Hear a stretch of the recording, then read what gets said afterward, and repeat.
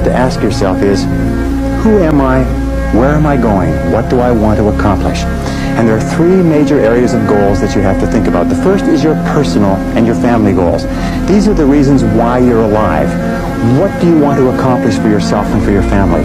Write them down. Define them clearly. The second set of goals that you have to ask is your business, your career, your financial, your material goals. What is it that you want to accomplish in the external world?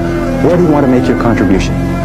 The third type of goals you have to ask about are your self-development goals.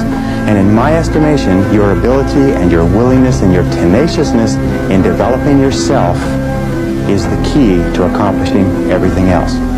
So here's three questions that you can ask. The first question is, what would you do? What would you set as a goal for yourself? What would you want to be or have if you just won $1 million in the lottery? What would you do if you just won $1 million? If you had all the time and money, you're completely free to decide to do anything you wanted. If you won $1 million, what would you do differently? Think about that. Hold that in your mind.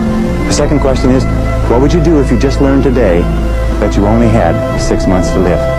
What if you only had 6 months to live? What would you stop doing? What would you do more of? Who would you spend time with? Now, the answer to that question is very interesting because what it tells you is what you really value. What is really important to you. And what we have found is that self-esteem, satisfaction, happiness in life comes from getting your goals and your activities congruent with your values, with your priorities, with what you consider to be really important.